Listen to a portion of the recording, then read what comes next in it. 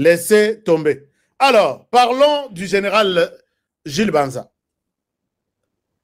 Sujet na bengela kibino yangwana te. Bo kenwa. Sujet na bengela kibino yangwana. Bo pesa ngana munition. To côté na armée, c'est quoi?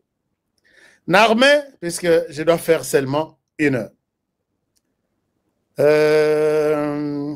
Nous avons la justice, mon frère. Et nous avons la justice puisque Moutamba a été condamné pour intention de détournement. D'accord? Bravo. Hein? MJC TV, nous avons la justice puisque Moutamba a été condamné. C'est un exemple, ça ne s'est jamais fait en RDC. C'est la première que la justice a pu faire. Ou le premier cas. Allons voir, attendons voir. C'est bon, moi j'encourage. Devait utiliser la caméra cachée. Mais Moutoua, pourquoi toi tu filmes des gens sans demander leur autorisation? Aux États-Unis, en Europe, en Asie, au Canada, on filme les publics. Les caméras, les téléphones sont partout, hein, dans toutes les rues. Mais ici, c'est suspect. Et tu verras même un général qui est... Ah non. Mais je vais utiliser mes caméras cachées, je vais utiliser mon équipe pour suivre ce processus ici. Moi, j'ai vu ici le ministre de l'Intérieur a déployé Koutubato à lobby. C'est fini, je vais vous amener, moi, je vous amène les images. 3 mois après cette décision, ou 6 mois déjà. Vous allez voir, Tolongwa, na Tosaraka ba venu Oya, commune à Kisasa, commune à Lingwala, commune à Barumbu, Toke de Moussikate. Il y a des avenues Mitoukezo les Kate, puisque d'autres Mitoukeikoufa, ba bloquanzela. Azana Ngambo, Azana parcelle, Ngambo Moussousou, il prend Mitoukanaï Azo réparé, Azotana Ngambo Moussousou. Avenue Etikali Bouboko, c'est croisé. Bon, la RDC, tout est banni. Tout aux Abana Congo, tout aux Abana Kin, on se connaît. 3 semaines après, moi, je vais demander aux journalistes, balata ba caméra cachée, ba tambola balanda, ba policier. Vous serez scandalisés ici. Alors, c'est vrai, Likelemba. Je connais, j'ai un bon frère qui est roulage. Azana, Likelemba. Vous voulez que je vous en parle en quelle langue? Bazana Likelemba. Bof. Tiens, c'est ça mon émission. Dans le Bélan, mon émission, je ne parle pas de vous. Tiens, c'est, mais Likelemba, ça existe. Vous m'en avez parlé. Vous m'avez donné tous les détails. Au Bossani Kenalobaka, Monoko Yelobaka. Alors, bon, continuez Likelemba, ma petit batanga classe, quoi. Et puis, d'accord, ici, là, comme ça, na 2e niveau.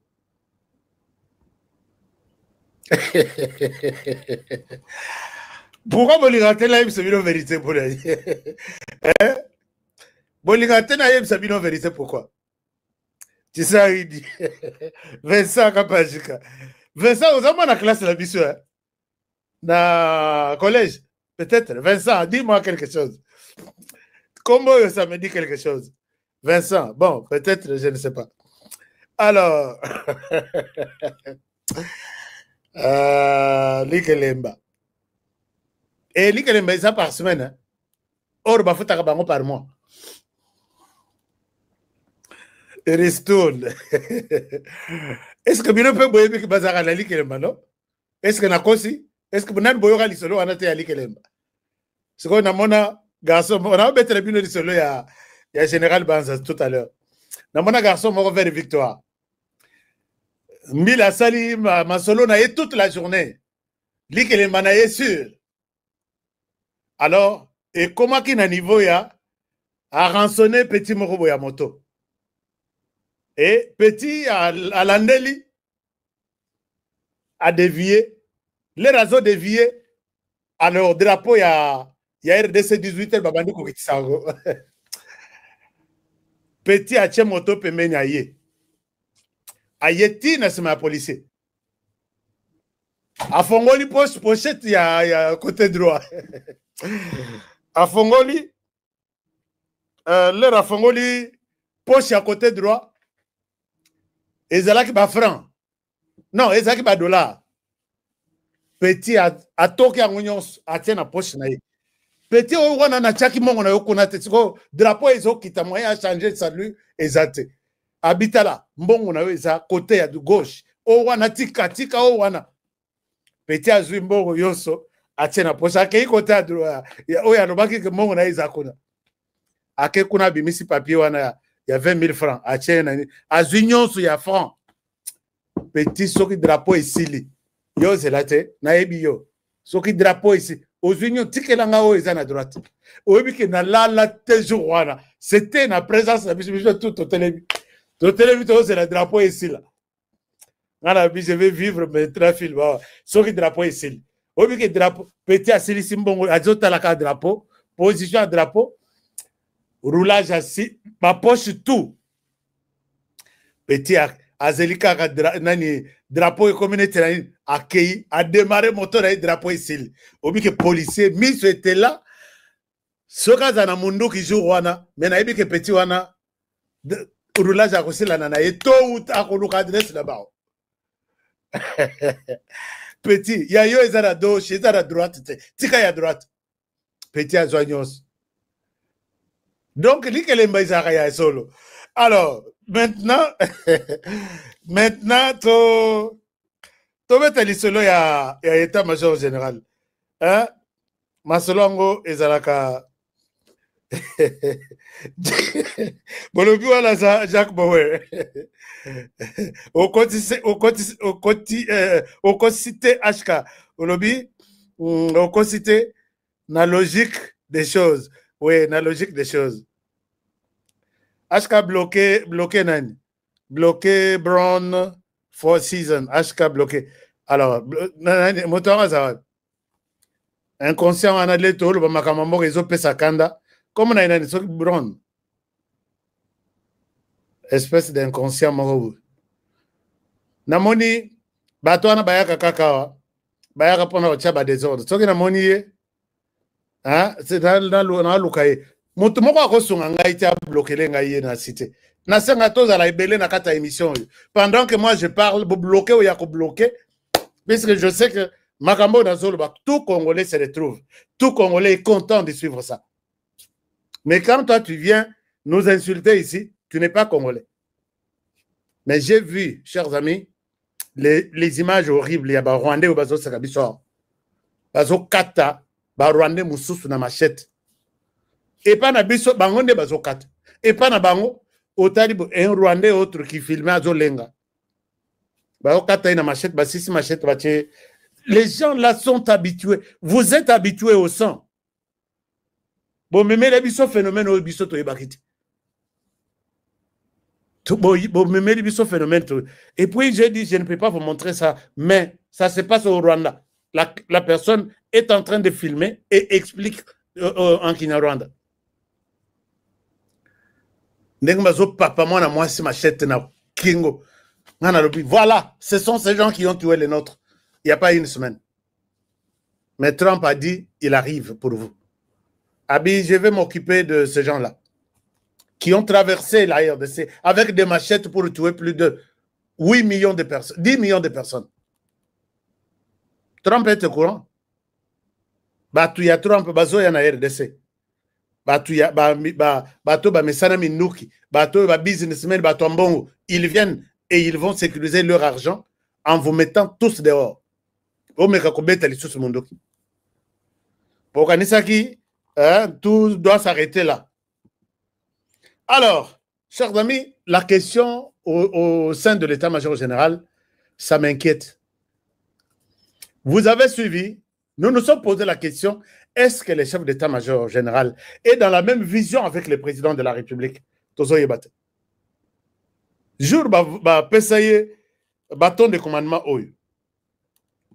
je n'étais pas convaincu. Les jours où le chef lui donne ce bâton de commandement, apprécié drapeau, apprécié bâton de commandement, Si tout le monde était d'accord, convaincu, il n'y a peut-être que moi qui était resté, moi, Mouké, moi, Malili. Pas plus tard qu'avant-hier, le président de la République envoie une délégation à Ouvira. Ouvira qui est notre dernier rempart, notre ligne rouge qui nous reste. Que Barwande Bolekate, biso petolo bito salipe mur, biso wana izanani, FRDC, biso wana izanani, ezaba wazalendo. Les wazalendo, ce ne sont pas des bandits, chers amis. Il y a une loi qui existe dans ce pays, donc en RDC. La loi qui protège, qui nous annonce que les wazalendo sont des réservistes de la RDC, de l'armée congolaise. Dans tous les pays du monde, il y a des réservistes. Il y a de l'armée active sur terrain. Il y a des réservistes qu'on peut faire appel pour que Baya Kocha Poua, Baya Kocha Maboko, n'armée, pour que armée et Bunda et Longa Bitumba. Aux États-Unis, il y a plus d'1 million de réservistes. En Russie, n'en parlons même pas. En RDC, les nôtres réservistes s'appellent les Wazalendo. Mais il y a des gens au sein des FARDC qui veulent la mort de Wazalendo aujourd'hui et tout de suite. Qui vous a dit ça? Ils font les... Et le chef même a appelé les Wazalendo. La parole du chef de l'État, c'est une loi. Quand il dit que ces gens sont des héros, bako coloré, bako décoré bango, excusez-moi les termes, bako décoré bango, au nom, il y a un héros un jour. Ils sont les défenseurs de la patrie. Les chefs ont expliqué les rôles, la mission, l'importance de Wazalendo dans plusieurs émissions à travers le monde. Mais comment aujourd'hui, il y a des gens au sein de l'état-major général qui prennent des Wazalendo comme des pourritures, comme des personnes moins importantes, qui ont écrasé les lotolobbies. Le président de la République envoie sa délégation. Quand le président envoie une délégation, c'est le président lui-même qui est sur place. Mais peut-être à Lati Bilongi Nabino, à Lati Monoko Nabino, mais c'est lui qui parle en vous. Les chefs d'état-major arrivent à Ouvira. Vous voyez qu'à Ouvira, il y a même des infiltrés rwandais qui nous font la guerre dans la ville de Ouvira. Ouvira est protégé. Ouvira, c'est la plaque tournante de la résistance en RDC. Tout a commencé avec les jeunes. Bafuliro, Babembe, je pense, toutes les tribus qui sont là. Bangonde, Babanda, na vous, yao, Rwandais, Bazaïko Yanango, Bazwa Mabele, Babengana, Bachef coutumier, Basala résistance. Et Banda na Maïmaï, et changea Bakombo, et changea transformation, Badivisa, Bamususu, et Banda, et aujourd'hui, on est à plus de 150 groupes armés. La plupart, Bazaya Sud Kivu. Puisque les Rwandais voulaient prendre maintenant et tout de suite certaines Mabélé, Nakata Sud Kivu, et puis Balobi, pas question. Boye bo vandi le kola bapaya, nous vivons ensemble. Soki boye bo bengana biso, bo bengana bakoko na biso, to vivre ensemble, défendre de notre manière. C'est comme ça que la résistance a commencé. La délégation arrive, délégation composée à ministre Aimé Boji, oui, ministre Eliezer Tamboué, ministre de l'Intérieur Jacquemin Chabani. Il y a aussi l'autre ministre là, Oyazaki, Mouvement Citoyen. Bon, ministre, puisqu'il faut commencer d'abord à critiquer Tshisekedi pour que Ozala Bacha Yoka, Bacha Yo, mais Eliezer Tamboué s'est mérité, un défenseur de la patrie, et il peut aller défendre les pays avec les anciens combattants, avec les FARDC, dans de bonnes conditions, de la bonne manière aussi. Les Bakomi, ils sont porteurs, il y a un message, il y a le président de la République. Ils ont été accueillis par toute la population, j'ai des images, mais je ne sais pas, vous passez du temps avec ça.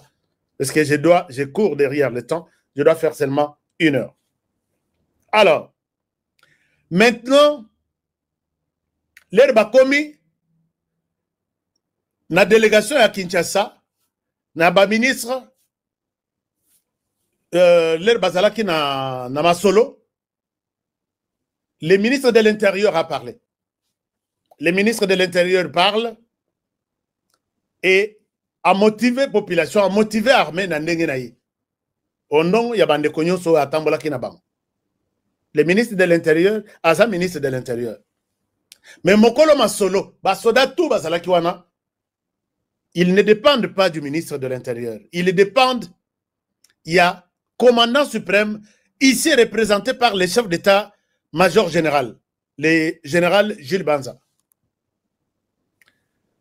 Le ministre de l'Intérieur prend la parole à Pessina, commandant suprême représenté par Jules Banza.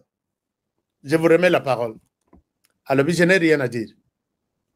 Chers amis, ces gens-là ont résisté. Ils ont perdu les leurs. Ils se sont battus. Bamususu mbongo na bango ezokende bazofuta bangote. Bamususu bazozela ke Tshisekedi alobela bango. Et Tshisekedi est représenté par les commandants, le chef d'état-major général. Abi nazana iloko kolobati. Basoda batalani, bawazalendo batalani. Mais si tu n'as pas à dire, tu es venu faire quoi ici? Oye, tout le monde a dit lati, ba pété, il y a rouge, il y a ceci, avec cortège d'une centaine de policiers, de militaires qui vous gardent. Et puis, Masolo et Silinango, la personne qui a parlé, c'est le ministre de l'Intérieur. Bissot organise que, à Koloba peut-être, lobby, à Kosalata, rassemblement, Moko Yakanda, pour rassurer que Bozala, ceux qui beaucoup fait là. Ne fouillez plus. Ouvira ne tombera jamais. Comment on appelle ça? Au motivé, au matissa, au moral. 19 heures et coquille, le chef d'état-major a limoué na Ouvira. Kolimo na Ouvira wana. Akendaki délégation na Ouvira. A limoué na Ouvira. Akei kolala na Bujumbura. Parce que na Ouvira soko yibite. Eza seule ville ya est de la République oyo infiltré ata Mogota Zali. No moni ba Rwanda bazana difficulté ya kokota Ouvira. Et ce que zo ebate marche et salimi. Ce qui va interdire marche wana ezala ki pambate. Parce qu'il y avait un plan, il y a quoi infiltrer ba Congolais à partir de marche wana. Pour déjà ba élément à M23 ba kota na kati ya Ouvira. Néomoni malgré mauvaise foi ya colonel ayo kopé sa ordre ba beta Masasi. Mais le dossier ezala qui a kopanza ba marche wana salimate. Pourquoi marcher salimate? Déjà l'armée bazala qui au courant il y a infiltration, il y a ba Rwandais na kati ya marche. Parce que ce que vous avez battu, par Rwandais va vivre na infiltration. Parce que ce qui va tout dans bango basé pas na communauté, moyen va conquérir mboko en exact. Très bien. Le moni depuis bazana bazo koka kozwa Ouvira te. Et ce que vous avez battu, Ouvira est la seule ville ya Congo oyo balingaka komona ta Rwandais na misubo été. Il ne peut se vivre. Vous voyez pourquoi Bazalaka? Ce sont les hommes les plus riches il y a est de la République, les Bandandés. Et maintenant, par mon présence, il y a des Rwandais et il y a qu'à déranger richesse na bango. Na Bandandé na Ouvira. Ce qui moi na moi si azuizem il y a un Rwandais. Tata na ya zana mbongo te muto mbongo ya venir à Robimisa mbongo balongoutier te noir. Très bien. Na Ouvira bazalaka bongo. Soki mwana mwasi atake ili banda botina Rwandais amemi mwana na Ouvira bakosala kaka effort ba éliminer mwana. Néomoni Ouvira batu nyonso bazana vie stable. Même ceux qui botala qui marche et Salem même place Kasita bandaki kovanda. Botali ville na ndenge za construit. Et sa ville moko sa propre makasi. Parce que Goma est la seule province, Nord Kivu est la seule province où il y a 3 villes. Il y a 3 villes. Le reste, il y a ma province, il y a 2 villes, 2 villes. Mais Nord Kivu, il y a 3 villes. Ouvira est la place, il y a Bamomoko, Batongana, Bambomo, Nabango. Néomoni M23 sali par tous les moyens. Bayena Bambomo, il y a corrompre. mais moyen bakota Uvira izati IDPS vivant IDPS vivant Domoni Kasita oyo batindaki le plan de Kasita na expliqué ki bino ba eli chef de l'état photo mais kombo ya moto mosusu ndenge tozo solola na bino boy le chef d'état-major général son adjoint oyo azosala intérim ya maison militaire ya chef de l'état baza na audition chaque jour parce que le chef de l'état a lobby il faut avoir clair na dossier à Kasita ayeba ke comment bazo memela photo ya moto mosusu mais le nom eza ya un Rwandais parce que le chef de l'état a soldat tenenge tozo yebisa bino bamusu bazo loba otala bato ya IDPS bazo défendre kaka chilo il n'est pas militaire donc le chef de l'état aza lokola papa na kati ya ndako soki mama lambi atie na mesa ya kotuna eteke osalaki formule nini mpona kolamba donc cela veut dire que papa zoya avandi na mesa mpona kosala nini et déjà er bazomemela ye bakongo bakombo ezouta wapi ezouta na état-major général baye baproposé na maison militaire ya chef de l'état domoni Frank Tumbabwamunda azalaki super donc maison militaire ya chef de l'état c'est lui qui dirige maison militaire ya chef de l'état aza déjà chef de l'état mais na kati armée donc er bazoya ko proposer bakombo azui bakombo na tamiser lui amène chez le chef de l'état pour apposer kaka signature donc le chef de l'état a déjà sûr na muto yazo tamiser bakombo et il n'a pas le temps. Le chef de l'état n'a pas le temps de vérifier les choses. Parce que Moussala Tchébino a ezake état-major rememi bakombo bino bosali banquette bolandeli ba identité à Batouana botali est-ce que baza ba congolais toté. Donc une fois terminé votre travail nebo memeli bakombo ça se faisait avec Frank Tumbabwamoun. Mais aujourd'hui, Frank Tumbabwamoun est en prison. Frank est très très émogo. Donc cela veut dire que les a déjà réseau Mobimba. Bayebisa yote que à ta détournement ya mbongo ministre ayaka boye moko azimbo ngabi non ezala ka réseau. Justice réseau. Mukuna zala mukuna kadogo zala. La cité comme la société. To sali na une société moko tozaki ba journalier na 2007 2008 na yeko sala stage professionnel stage esili classe B esili na tikali wana journalier muku na kadogo bomona kawazaka chef na ngaya ya équipe tozo sala na ye butu butu ateka kaka fete wa kadogo na lobakao comment bazo yiba na kati ya société biso toza na Willery place bazo sala will ezo bana ko bezo bana na molding déjà hier na société biloko na batu ba yebi société ba comprendre déjà ko bezo bana na molding place bazo sala bidon ceux qui m'a commandé 100 bidons bango batindi 150 koto yo ba produire 150 bidons mais na rapport kuna ebimaki ça koto na production ba komi payer 100 mais bango ba yebi déjà que 50 na biso moko eza likolo et que continue dans magasin et les autres dans magasin bazo comme combien 100 mais écoute 150 mutuka ezo ya kozwa ya mutu asombi azo ya futi mbongo ya 100 bidons mais 50 bidons basi ba mizoela ki déjà et réseau ya ba charger ata indi a telemi boy bazo charger ti ba silisi mutuka pe bimé ke na 150 bidons mais indi a monique non ba tche combien 100 ozo yoka ke eza chaîne mobimba et mbongo soki ezobanda kokabwana ezobandela wapi place bidon eutaki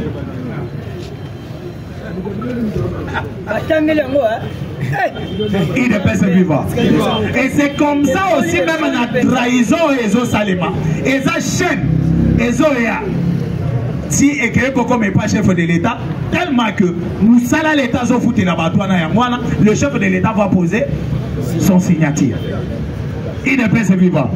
Oyoki malamoko ne eloko moni nazo yebisa bino que l'IDPS tokoki kotike la INC tenté parce que nasuka mandat oyo bakotu na INC eloko te bakoloba IDPS bozali na pouvoir bosali lini abata stade wana bazaba bolole stade Golanda Mote. Ma fille a déjà dans le stade. Ma maman a déjà dans le stade. Distraction. Il ne peut se vivre. Oh, il est dans le stade, il y a distraction. Il faut bientôt avancer. Et ça, le coup là, train au moins train. Ce que c'est le moins, la gare, pour aider les du moins conducteur à télévision. Plus jamais écouter les manas dans la section avant que ma gare Moussou pour élever des vidéos et romans. Du moins que vous allez m'embang, vous dites mais la train yo mogo. Mais qu'est-ce qui train ça déjà dans la section bang ce que vous dites mais la loyenge. Et bien maintenant comme on a noté. Et ce qui se fait dans le stade, le peuple bazo c'est là déjà pas mon clair. Donc il faut se distraire dans l'ambassade de Kabal les agis dans le stade congolais ni na yebia moté. Ba tout ba yebi ke Kabal moko ezaki na stade. Oyo bato balinga ki esale mande bongo. Exagé, les alwa to beti da mo gagner nga. Exagé. Mais oyo siko exagé o ba pebele balinga kamakasi. Il ne peut se vivre. Biso to gagner les banda 4. La Colombo na baba biso mabanga. Babuki stade na bango. Mais il fallait tout combattre. Biso to gagner batou et pas na bango 4. Il ne peut se vivre. Néo moni Olivier Kassita kombo na ye yaki kokota bongo banomé. Mais Kassita ceux qui bozo e baté. Kassita ne mutu asali ba mission suicide ebele ya Kabila. Il ne peut se vivre. Vous voyez bien l'histoire de Ngombe Nabandou. Vous voyez bien très bien. Batwana tomitu na topoza kabino ba question tout le temps. Ba utana ba ngoma na ba utela nzela nini ba koma pe na bandundu ndenge nini ezala bongo. Mais voyez bien bitumba o esalami na Yumbi. O batu bakufa na Yumbi. Kassita soki omoni akita kuna na ba bataillon militaire baboma peuple na Yumbi et pas ba FARDC à cette époque là il y a Kabila avec Kassita tozobenga bango FARDC mais ce n'était pas les FARDC ezaki bloc ya ba Rwandais oyo batindaka na Yumbi mission bakendelaka Yumbi ezali une fois bande kwa na désordre ebandi na Yumbi des Rwandais oyo babandaki kozela baya kovanda na plateau na biswawa bazalaki déjà pembeni ya Yumbi na bangombe na bango. Et maintenant pour na kofongoela bango zela vous savez que ceux qui les tribus bazo bunda bongo batu bazana tribu na bakoki ko traverser kotote. Ba we pe ya kotote ba ko traverser bote. Comme batu bangombe bazaki déjà ngambo moko. Moye balonga na bangombe ba ya ko traverser na ngambo yo babandaki ko bunda na bango ezalaki te. C'est comme ça que les Rwandais se sont organisés pour na kotina Kassita akende kofongola nzela ba Rwanda na baleka. Kisita tala zolo mulangi. Neo yo kakao FARDC bakiti na Yumbi bazo beta batu masasi babomi batu c'était des Rwandais bakita kuna bafongola nzela bandeko na bango baleka na bangombe facilement. Nde bango lelo bazo poser biso problème ya mobondo awa na plateau. Il ne peut se vivre. Toujours Kassita. Ce comoni général ya Kotumba azo telemela Kassita. Kassita nde mutu ya liboso ya kokende na Uvira ko proposer na ba wazalendo bazwa mbongo bafongola nzela M23 akoto. Bete mazese poni. L'homoni ya Kotumba lobi Kassita awa te. Mais tant que c'est ça peut-être un intellectuel. Moi abimisa siko véritable mais ba autorité ba yebi ngo déjà ça yebisi ba. Que ce monsieur est venu nous proposer mbongo poto fongola M23 nzela. Il ne peut se vivre. Il ne peut se vivre. Le moni lelo barwande nyonso bazana kati ya kolela. Mais les dossiers de Vital Kamerhe. Boyokaki réunion o esalemi na oya avant chef de l'État voyager. Réunion na esalamaki na oya batu ebele. Balobi caméra ezalaki te. C'est vrai non? Journaliste a kotaki te. Eza ya solo. Mais ngana kotaki na réunion na. Ngana zalaki na kati ya réunion. Ere bango bavandi bamoni banzinza zo baluka nzinza nezalaki nga nakotaki bango babulaki bazalaki 5 te 6e personne ezalaki nga nazalaki na miro ana na telemi nazolanda nyonso kamera bimi libanda zoloba makambo eleki na réunion te. Il prend les micros pour commencer à tromper les gens devant les caméras. Mana zalaki na réunion Kamere. Na landa ke réunion na bino mobibati na souka. Et tu es en train de tromper le peuple congolais. Et Kamere Soko l'a dit intention na ya koloba.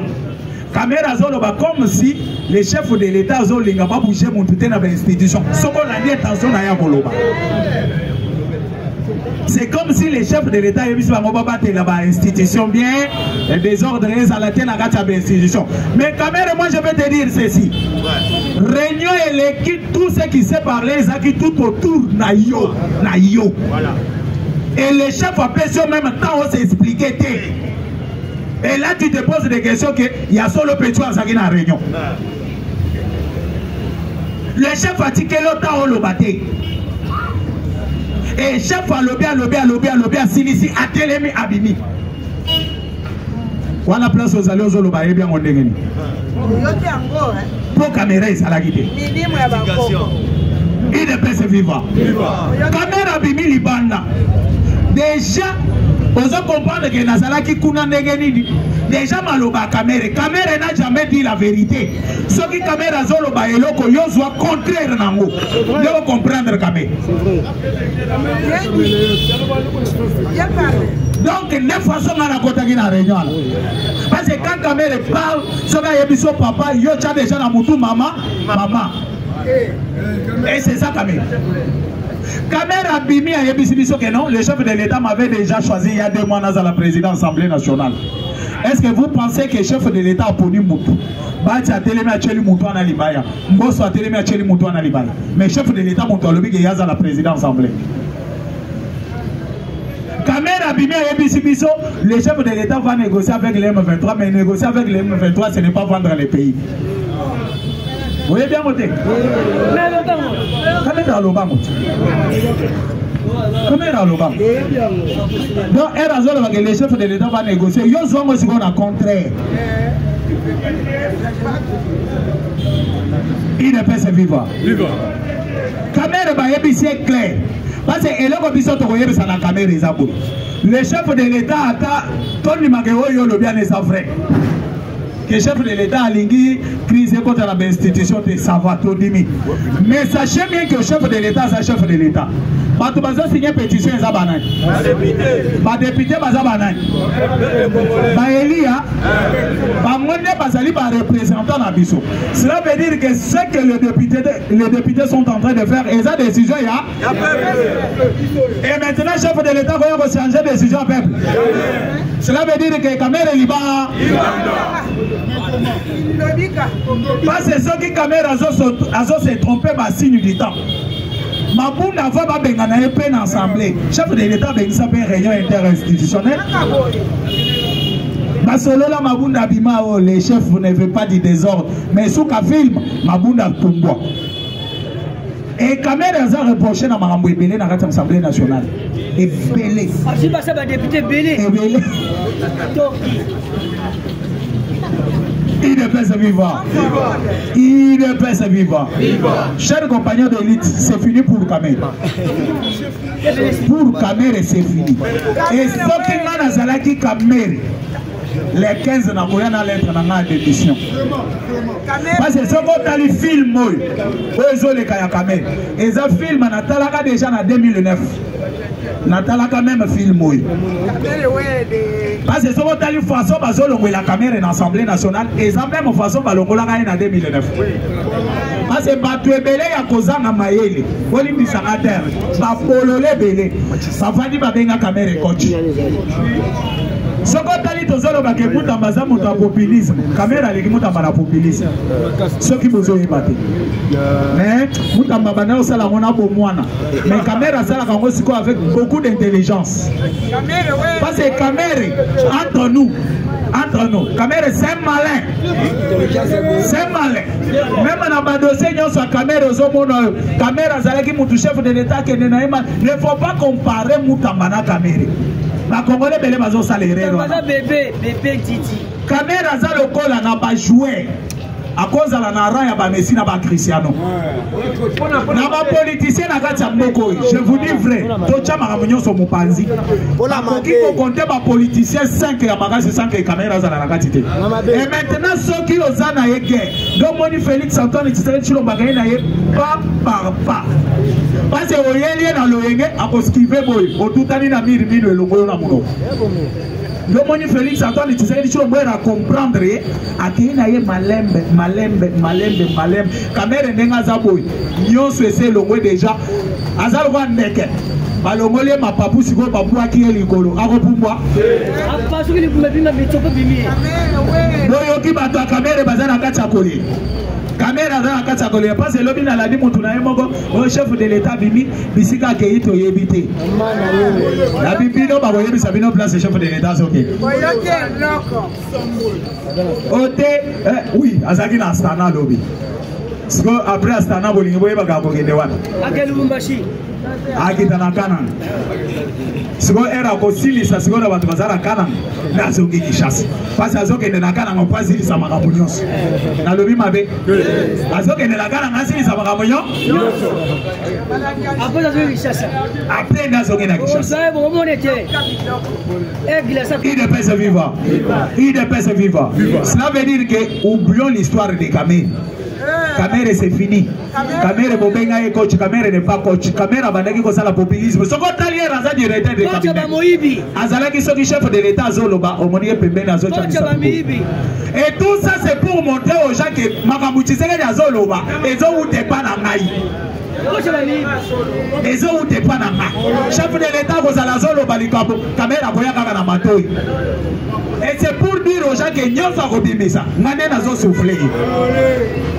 Mais comme même ba communicateur mususu atelema au coach limbisanga terme lelo pena finga non natique la prof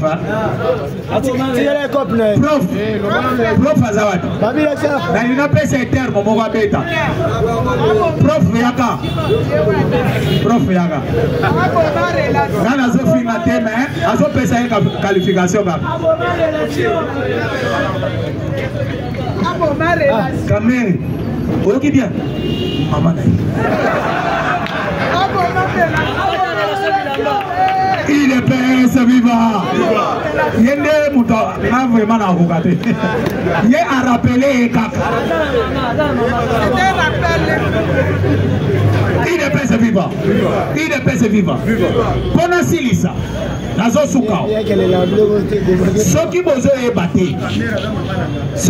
ebate na minute onenge tozo solola na bino